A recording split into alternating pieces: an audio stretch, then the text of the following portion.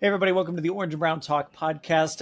Dan Labbe with Mary Kay Cabot. We are recording this here on Wednesday, a little over 24 hours away from the Browns going on the clock. Maybe by the time you hear this, it will be Thursday already. We'll talk a little bit of draft as we go along here, but Wednesday was actually a little bit of a newsy day for the Browns because their offseason program opened. The calendar is weird this year. The offseason program opened yesterday on Tuesday, and they had some availability today, and it meant our first opportunity since he signed and came back to talk to Joe Flacco.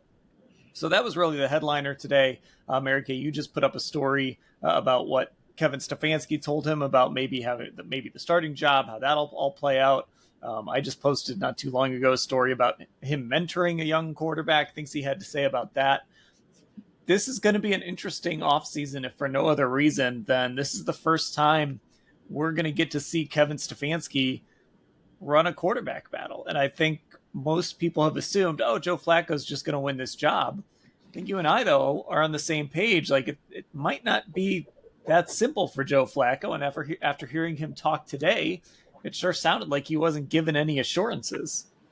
No, not at all. And the thing that I found sort of interesting about that is that Kenny Pickett was very adamant that when they acquired him in the trade with the Philadelphia Eagles, they told him in no uncertain terms that he was having an opportunity to come in here and compete for the starting job. And since that time, Kenny Pickett has talked like he is winning this job. The last thing that he said at Pitt's spring practice was that he intends to win this job, that he's not coming here to just hang out. So I think that there was actually a little bit of a different message and a different vibe when it came to what they told Kenny Pickett versus what they told Joe Flacco. Now, does that mean that Joe won't have an opportunity to compete for the starting job? No. Everybody that's in that quarterback room will have a chance to compete for the starting job. It will be an open competition. And even the rookie who comes in here, wherever he comes from, is going to have a chance to compete for the starting job. And who knows? Stranger things have happened. So we don't know how it's all going to shake out. But it does seem to me that the messaging to Joe was a little bit different than the messaging to Kenny. Yeah, and I wonder how much of that was timing, because the other thing is Joe made it really sound like he didn't see this coming. There was a part of me that wondered, was this always just on the horizon? And something we'd been talking about all offseason. Like, okay, maybe Joe's going to see what's out there, but eventually him and Cleveland are going to come together. At least hearing Joe talk about it, he made it sound like this kind of took him by surprise that he was going to be heading back to Cleveland. Talked about going out golfing, hadn't looked at his phone all day, and the next thing he knows, he's coming back to Cleveland. So maybe the Browns, when they traded for Kenny Pickett, had no idea that they'd be bringing back Joe Flacco. And so maybe that messaging was a little different because of the timing. But I do think it's interesting that Joe sounded like a guy who wants to win this job, but he was not as demonstrative about it as Pickett has been. No, he wasn't at all. I asked him, I can't remember how I phrased the question, but he said that Kevin Stefanski said that they have no preconceived notions about who is going to start at quarterback. Now, again, a lot of this could just be semantics. Maybe Joe saw or heard things a little differently than Kenny Pickett did. Or maybe because Joe has been in here before as a starter and led this team to a 4-1 record and to the playoffs, that it was implied that he was coming in to compete for the starting job and that he wasn't going to have to fight for it. And that he was part of the mix.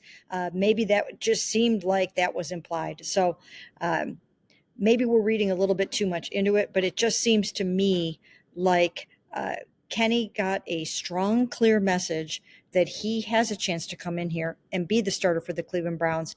And I don't know if Joe got the same message.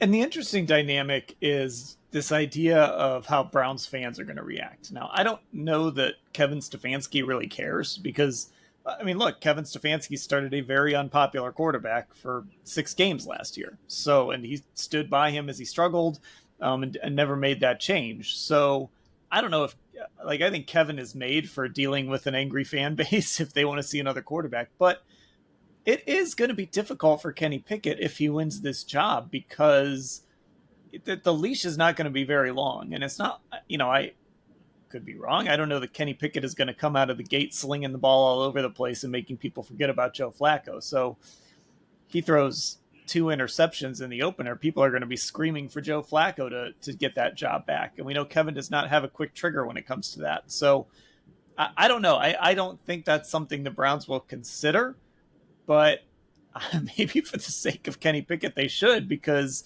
if he's your week 1 starter and he struggles even just a little, we know how this fan base is going to react for Joe Flacco.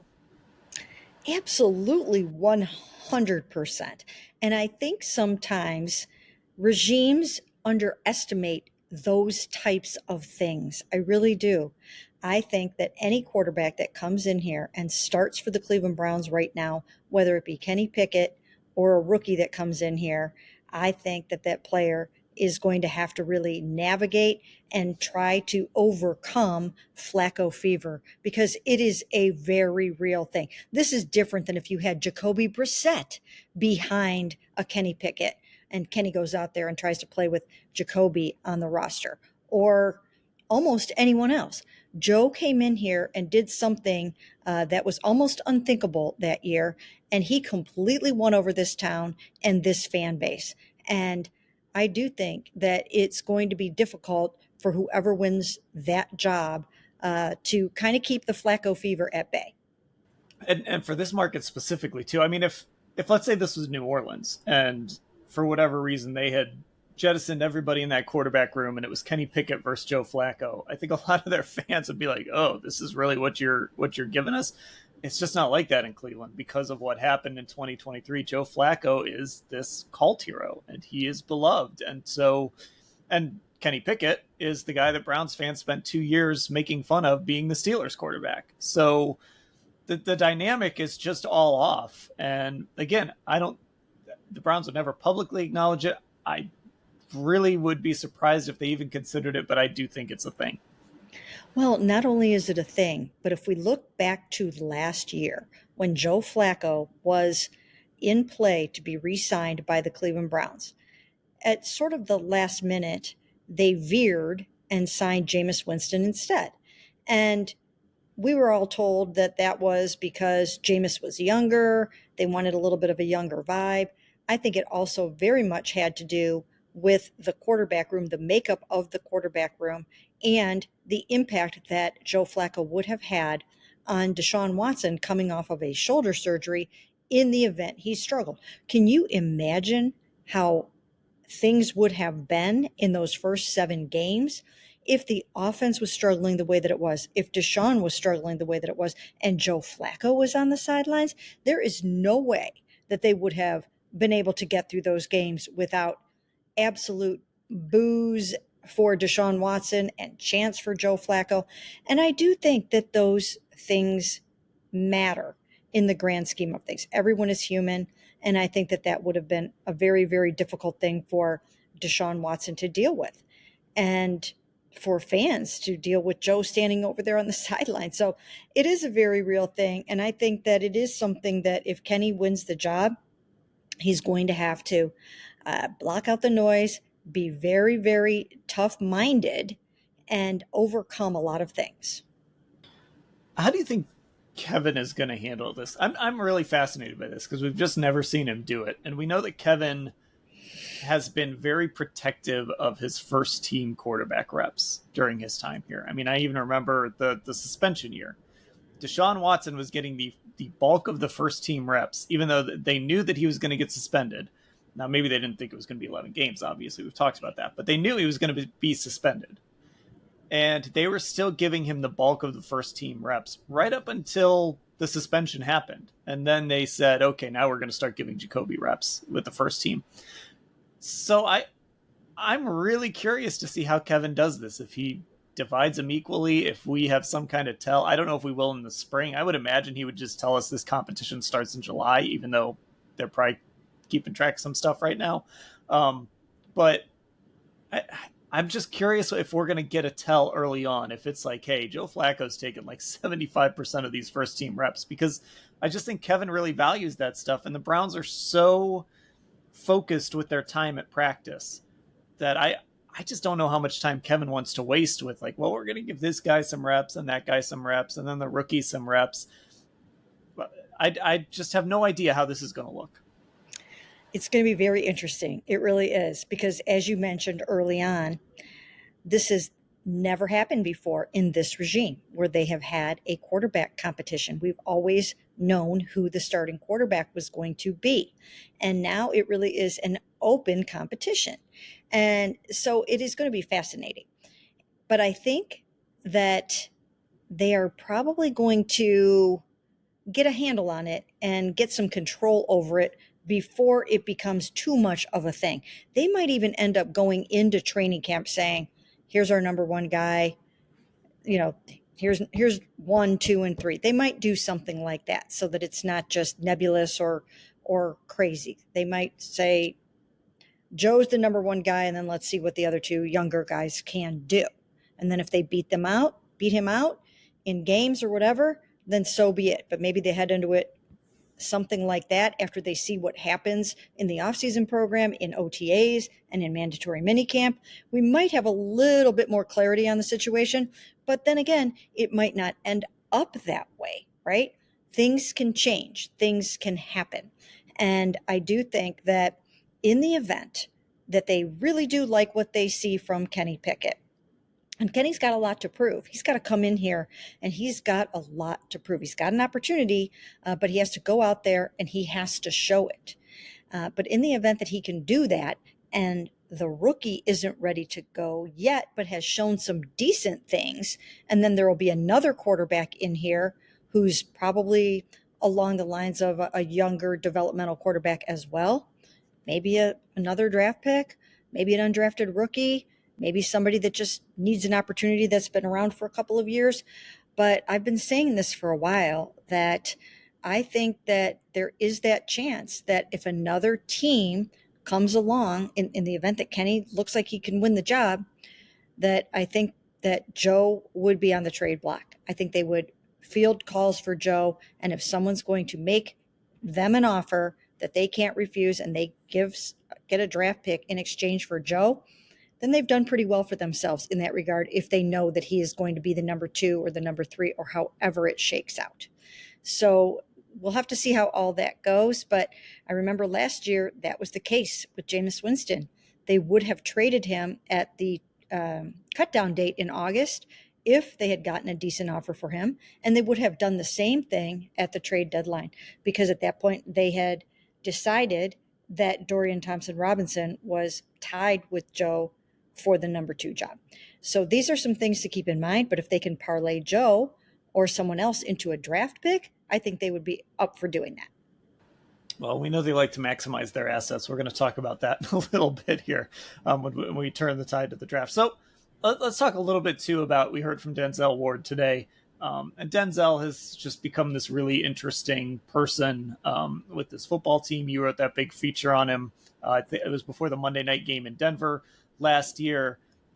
He's really become, I don't know if spokesperson is the right word, because he doesn't talk a ton. He does do weeklies with us, but he's really become one of the guys on this team that has become a tone setter. And today he kind of reiterated something he said last year, that he believes it's really important to be here at this offseason program to kind of set that tone. And listen, there's still a lot of young guys in that cornerback room. I don't know if I'd call Greg Newsome a young guy anymore, but you still got Martin Emerson. He's going into year 3. Cam Mitchell, Miles Harden.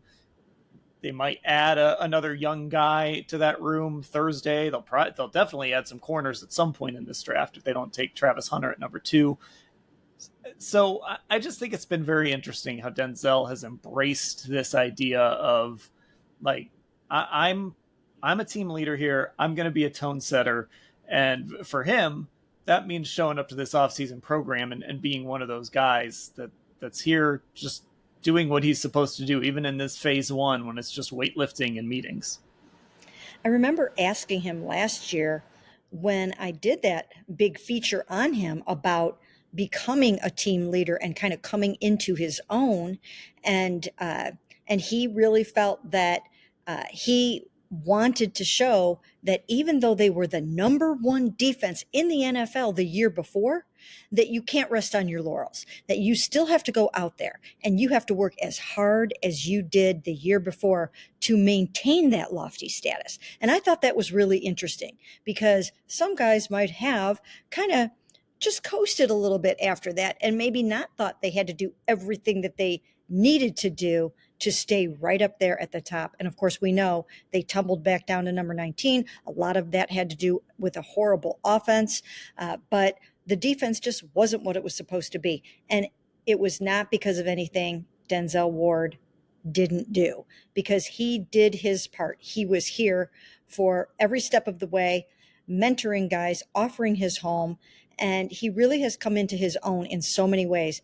It's been really cool to watch him grow and develop as a player and as a young man. And if you didn't get a chance, as our listeners out there, if you didn't get a chance to go and read that story about Denzel Ward, it's really about how he had to overcome the loss of his father and the dark cloud that hung over his head when he lost his father right after his freshman year at Ohio State in 2018. His dad was 49 years old at the time. I think it was 49. His dad was 49 and he died suddenly of a heart attack. And I asked Denzel about when he went into the tank at Ohio State, did not want to go back. And when he finally did go back, I asked him, when did the dark cloud lift? And he said it never did.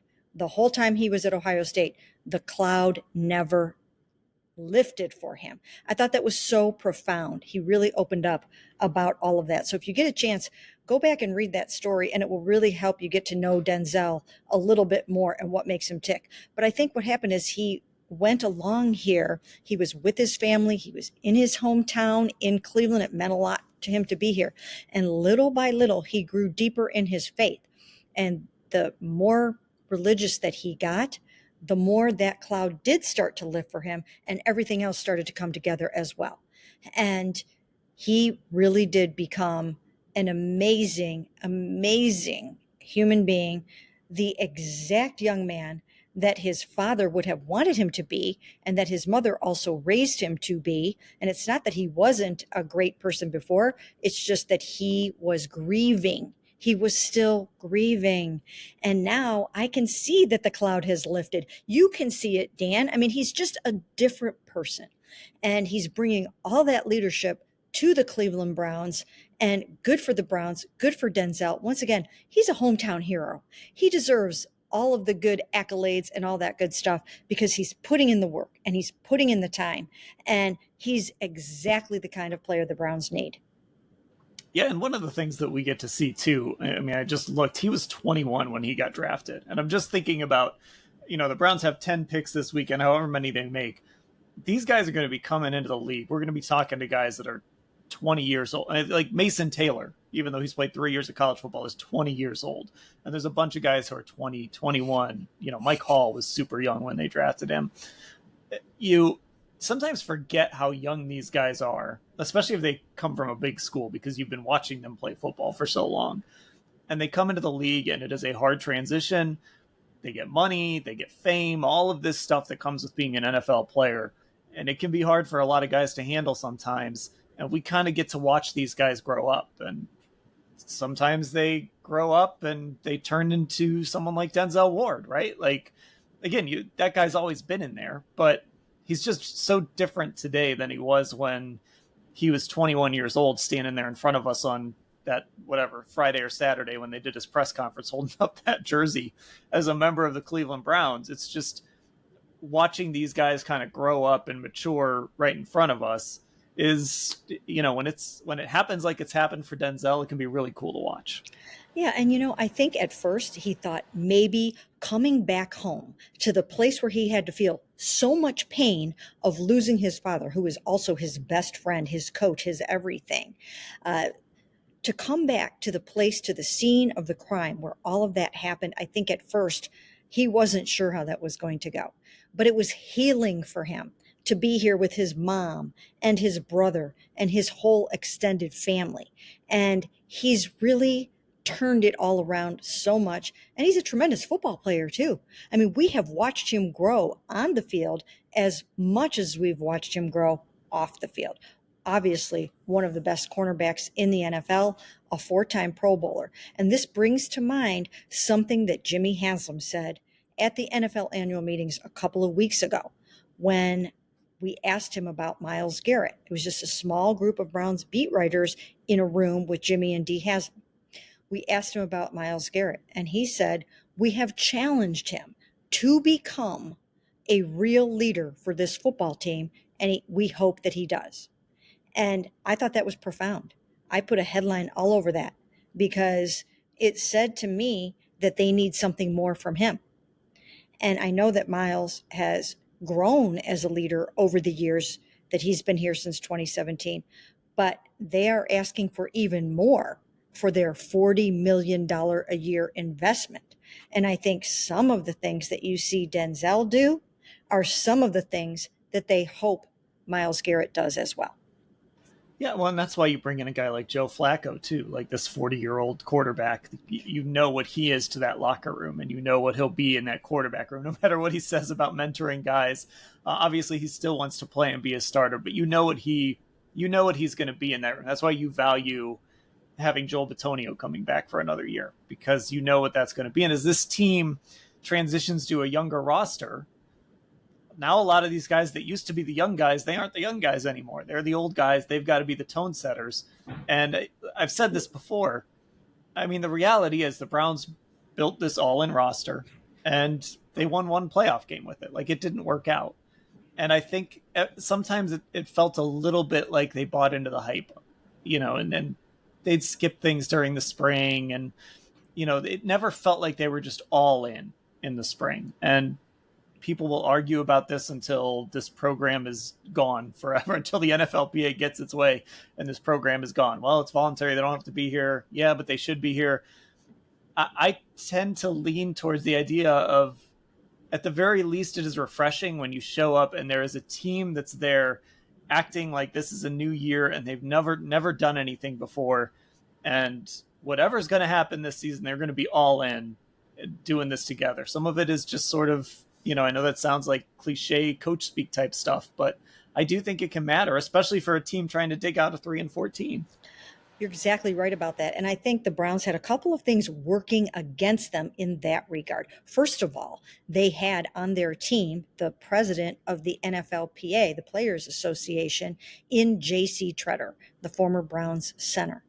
And he was adamant that players should not attend the voluntary offseason program, that they should take care of their bodies and that they should be wherever they needed to be, resting, refreshing, getting the treatment that they needed. And a lot of his teammates bought into that. And I think the Browns are still working through some of that. He was very convincing about they should be out there doing their own thing instead of being here with the football team. And again, it's voluntary, so no one can fault them for it.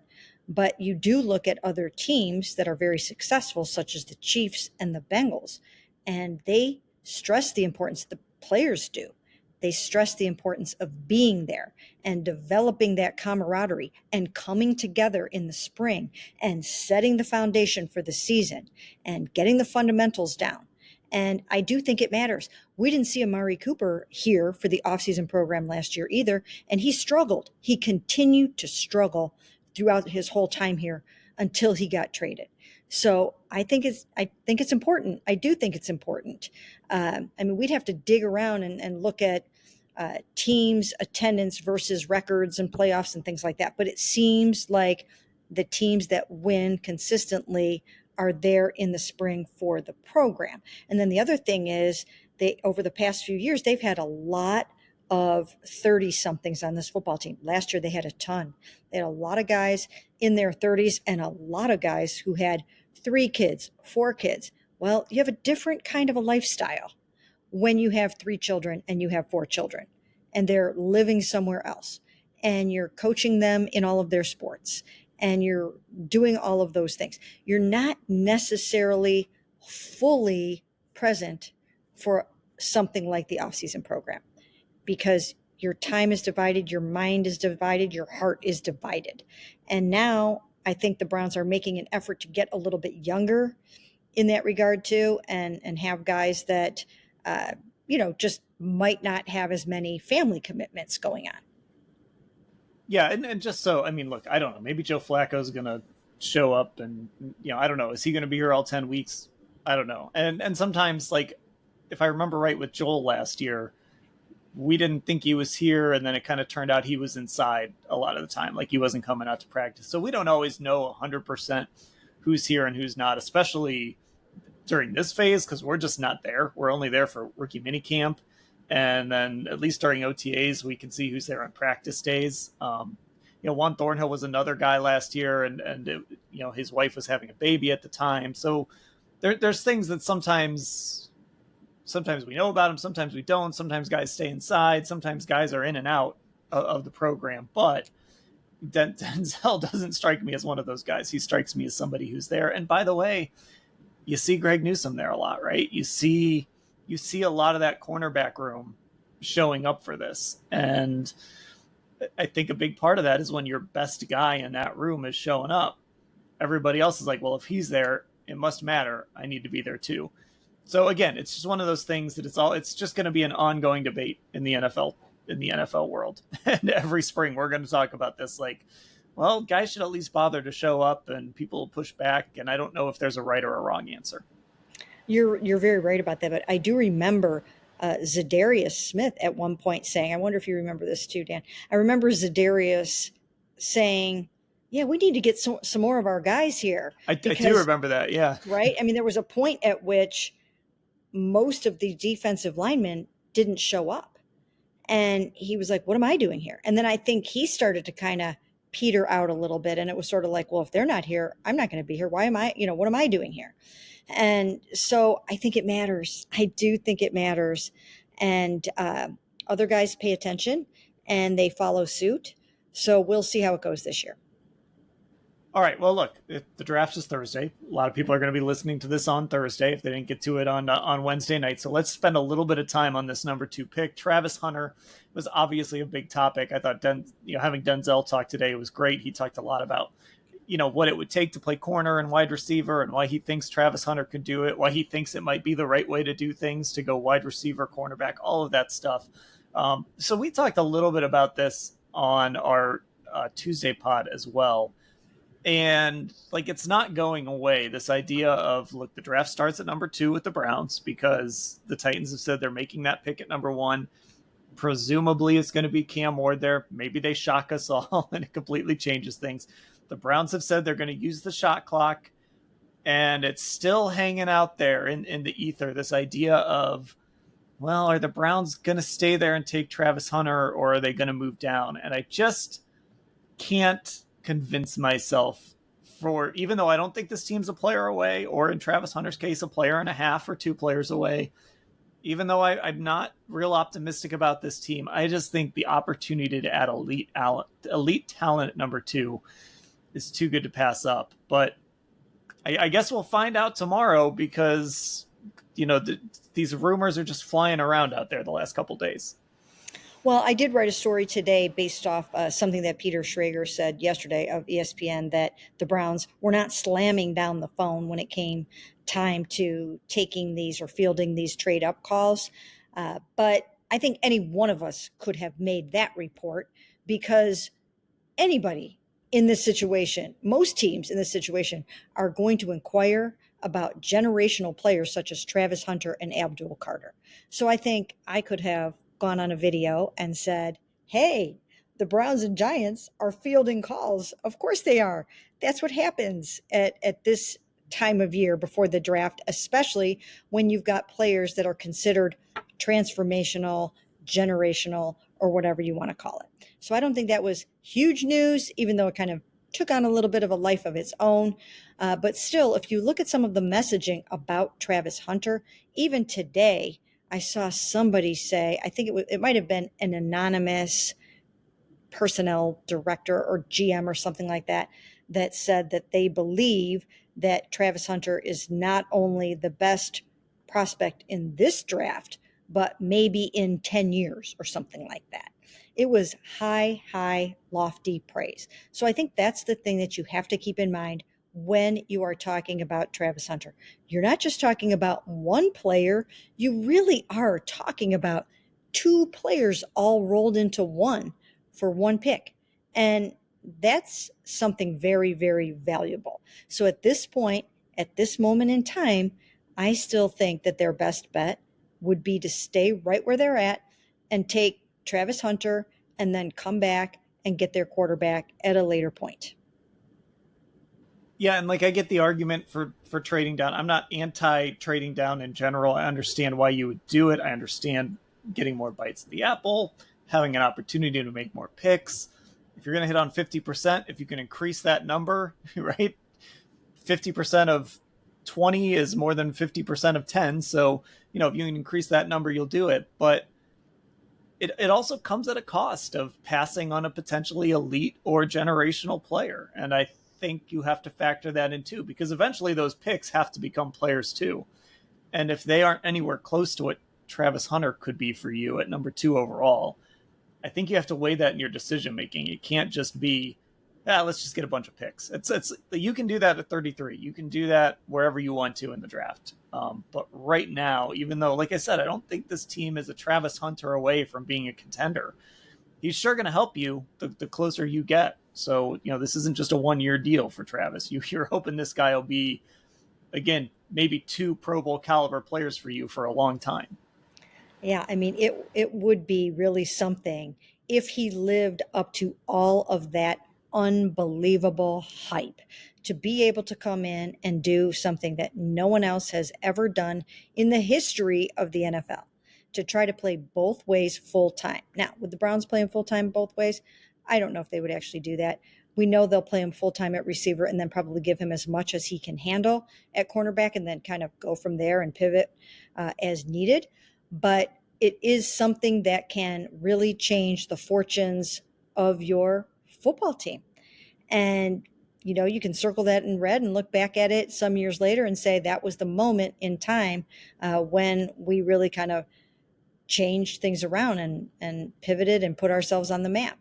So we'll see how that goes. But he's right there for them at number 2.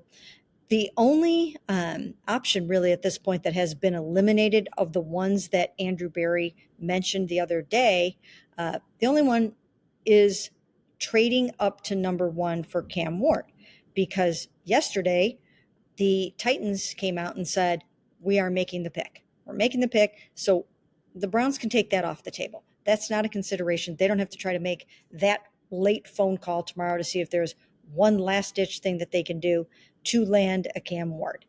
So the other things that were in play were staying put at number 2 and then trading down, or trading for a veteran is something that he also mentioned.